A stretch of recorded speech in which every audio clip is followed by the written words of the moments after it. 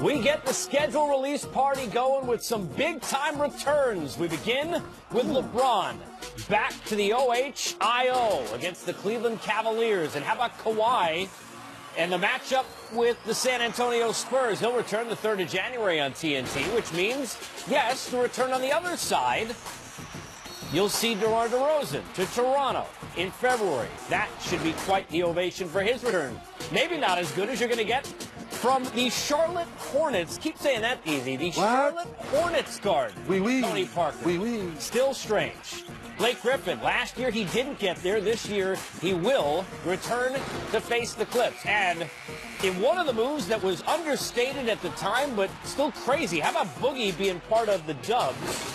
Back to visit the Pels. We're back with you. Dogs and cats living together, mass hysteria, as they said in Ghostbusters. Casey Stern, 3D Dennis Scott. Our second schedule release party here in the last. Yes, I like this kind of party. There's a lot to talk about. It's a lot to talk about because a lot of times you're shocked when you see a guy leave one franchise and go to another one, and then when guys get traded, you say, wow, it's still a business. So that being said, now we get a chance to see what the new faces, new places is going to be like. You know what we should do? Begin the show the way we're going to begin almost every show all season. Go ahead, do it. LeBron James. Have you heard he's a Laker? Seeing him even in a T-shirt warming up. Yes, it took a minute. Right? It took a minute. When that video hit on social, you're kind of looking at it, you're like, wait a minute, he in the playground? Oh, wait a minute, he is a Laker now. This is official. This is no more conversation. He's officially in Hollywood. Going to open in Portland. For LeBron and the Lakers, what's the thing you're most looking forward to seeing at the outset of the season for LeBron with this team? Well, I think what most of the chatter is how long will it take for the young guys to adjust to playing with LeBron James? Let's face it. Before, if you were a guy that had the ball out in your hands or you fed off a certain style of play, well, Luke Walton's going to figure out, well, Luke Walton already knows. LeBron, the ball's going to be in your hands. This is the pick and roll we're going to run. These are the misdirection actions that we're going to have on the weak side of the floor so you can be the facilitator you want to be. Once you see these young guys figure out how to play with this guy because he's unselfish, that's when the Lakers are going to take off and really show who they can be. You know, all the talk about Kawhi was really about the relationship with San Antonio and the fact that he was leaving. But nobody expected that it would be Toronto where he headed in that DeRozan deal, which I think for both sides, franchise changers. What are you most looking forward to seeing when it comes to Kawhi in his new home? I've been saying this since it's happened. How do you, Masai Ujiri, and the rest of your brass get into Kawhi's head and say, we want you here for a long time? When we got the phone call possibly getting you, we gave up our best player, our community player, to bring you in. If you can get Kawhi Leonard to come in with the right spirit and play the right way, this team could be very, very dangerous because they have so many pieces that fit the way he plays. Now, on the offensive end, Kyle Lowry is going to really, really need to step up to figure out how they play on the offensive end. Remember this on the other side for all the people thinking they gave too much for a year of Kawhi. A year ago, Paul George was expected to go to L.A., play at home. He fell in love with the situation with Russ in Oklahoma City and stayed.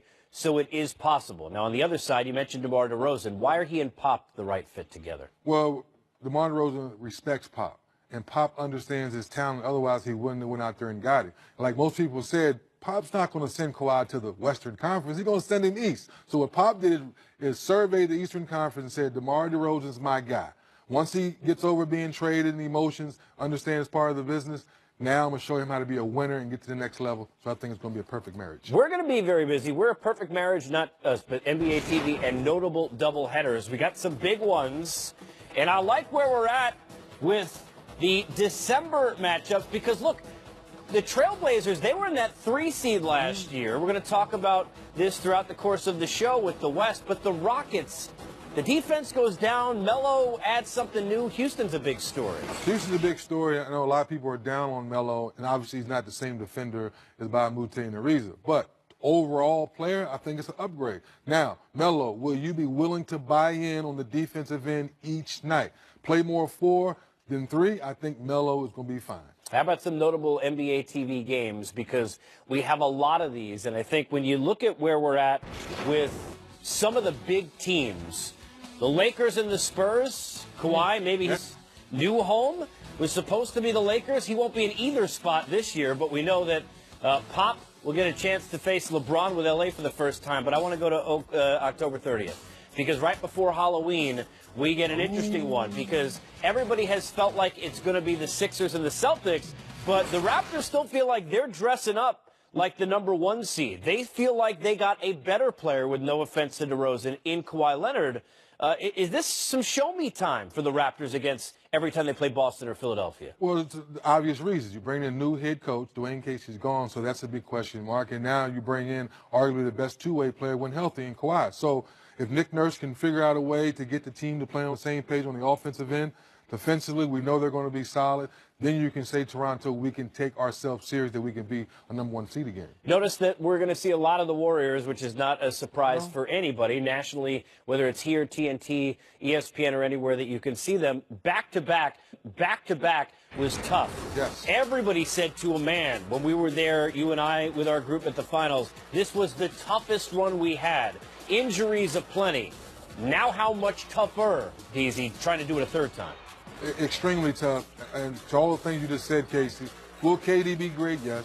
Will Steph be Steph? Yes. All the way down. So we always say the old cliche. Will they stay healthy? Will Bob Myers continue to bring in the Nick Youngs, the Quinn Cooks of the world, what I call those good glue pieces, because the core four is going to be who they are. First championship, they had Bogut. The last 2 championships, you had Zaza, you had JaVale McGee. Now you have Boogie, who can take his time to get healthy from his Achilles injury. So once again, stay healthy, continue to share the basketball. The Warriors should still be there. You know, it's interesting. A team that was there year after year, you saw a couple of times in our matchups in the Clippers, and we happen to be at Summer League, and Doc thinks he still might have a playoff team. He likes their group. They got a young kid in Gilgeous-Alexander, but to see Blake go and CP3 and now DeAndre Jordan, it is clearly completely turned over. Doc, even one of the Rivers is gone. And Austin, on his way to Washington, very different team there now fighting for some 8th spot. Doc, I love what you're selling because you do have some good young pieces. But the Western Conference is so deep now, and not having that true superstar night in, night out to kind of lead the way and set the table, I think it's going to be tough for the Clippers. All right, we've got more on the scheduling coming up, including some debuts for some dandies in their first year. DeAndre Ayton was a star in Vegas. How about at the NBA level for the first time? Picked in the 2018 NBA Draft, the Phoenix Suns select DeAndre Ayton. Let's just look at DeAndre Ayton, number 1 pick overall. Suns playing fast. Ayton, welcome to the NBA, big We take a look at some of the notable rookie debuts, including at the forefront DeAndre Ayton against the Mavs and Luka Doncic on ESPN. The outset of the season, you and I got a chance to get our eyes on Ayton, who looked like a man among boys even in his first summer league. 3D. Yes, in case the reason I'm impressed about Ayton because he's worried about the paint.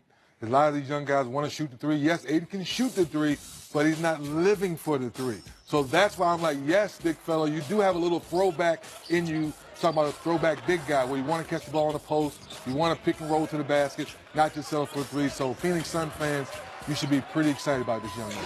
Last year, I think most people would agree the most impressive young kid at Summer League was Donovan Mitchell. That turned into quite a year.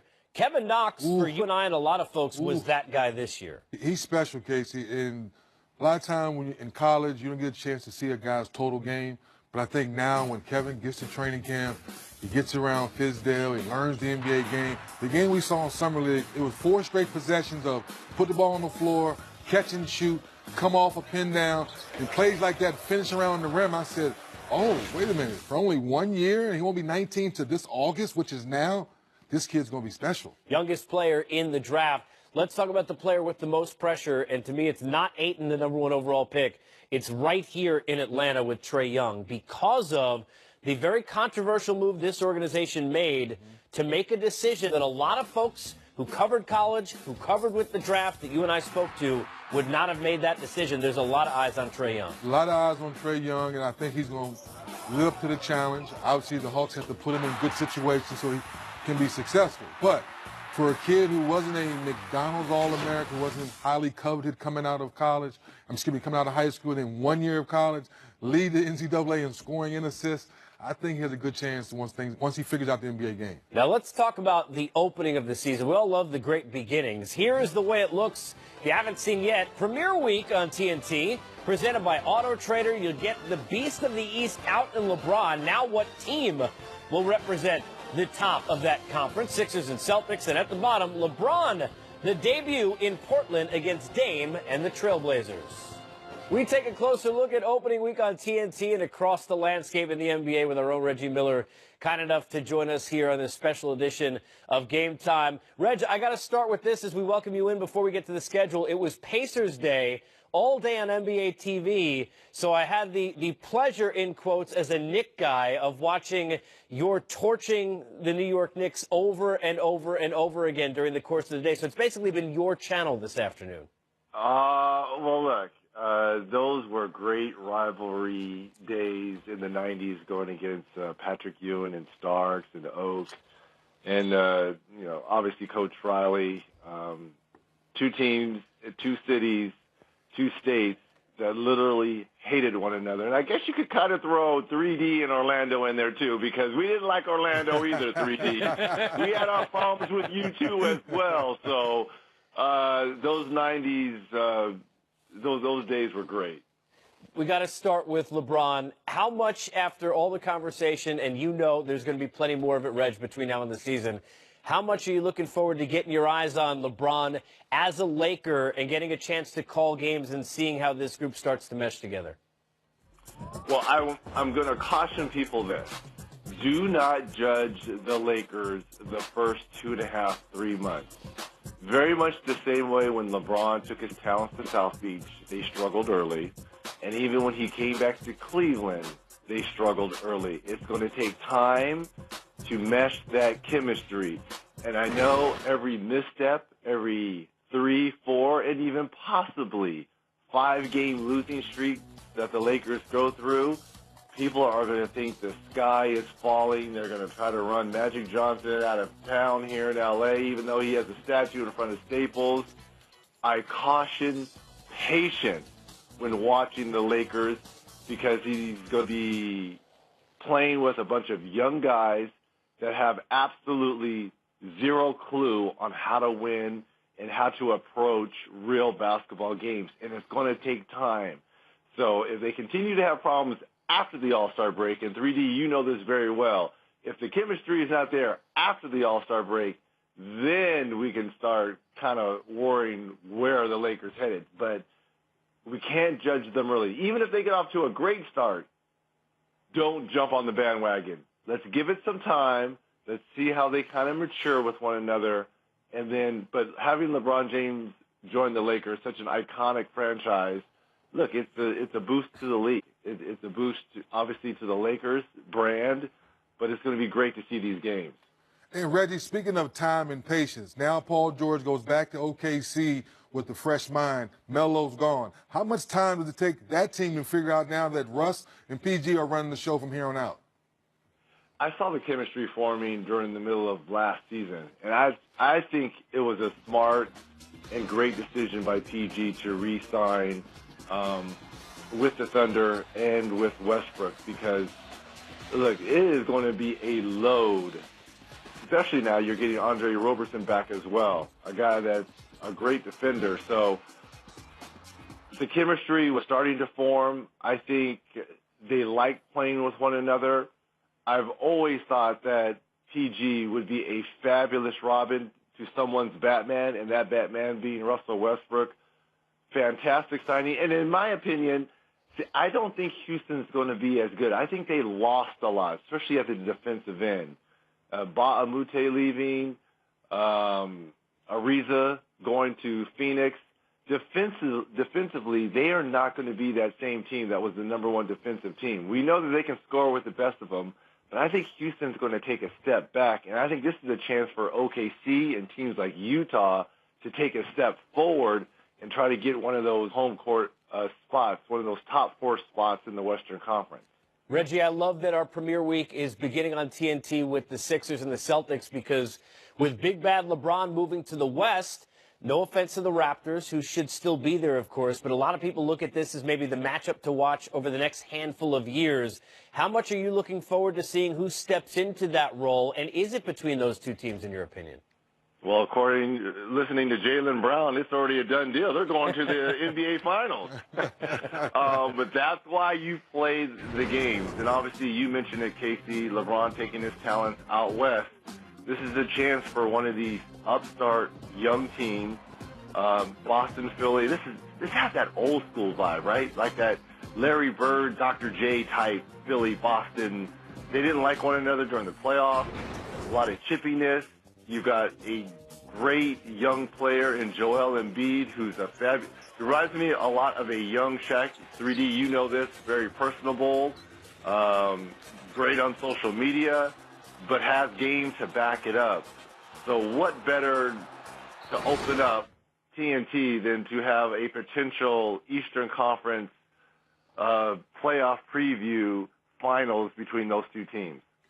And sticking in the Eastern Conference, Reg, to Casey's point, what can Toronto do? What can Masai Ujiri do? What can the Raptors do to make sure Kawhi comes into camp with the right mindset so they can really be taken serious?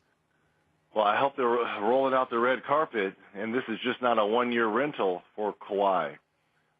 Look, we've been to Toronto. We know it's a fantastic place to play.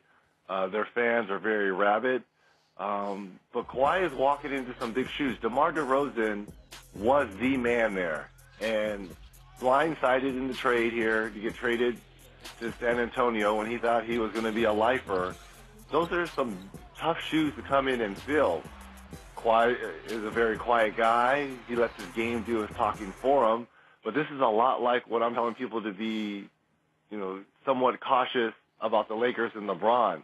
Chemistry is huge in our game, 3D. You know that. Mm-hmm. And they're going to have to show some patience with Kawhi in this team. If you think he's just going to come in and they're going to win 55-plus games again, it very well could happen. But that chemistry is going to have to develop and form. But I still see them at the end of the day being a top 4 seed. How quickly can they get? Remember, they have a new head coach coming there as well. Casey is gone. He's in Detroit. So it's a new philosophy. Masai Ujiri he's always done a fantastic job of putting pieces in play to be competitive. And I think this will be no different. You are getting a top 5 talent in Kawhi. The question is, how quickly can the chemistry form? We know this. It'll be very quick between now and the time that we get to opening night. So enjoy the rest of your summer, Reg. Great to have you on the show. Thanks. 3D, Casey, I appreciate it. Thank you, gentlemen. All right, Reg. There he is, Reggie Miller, joining us. When we come back, that's right, more LeBron talk. Who? 3D, you ready? Who? That's right. Who's Lonzo Ball? I think he's on that team, too. He does.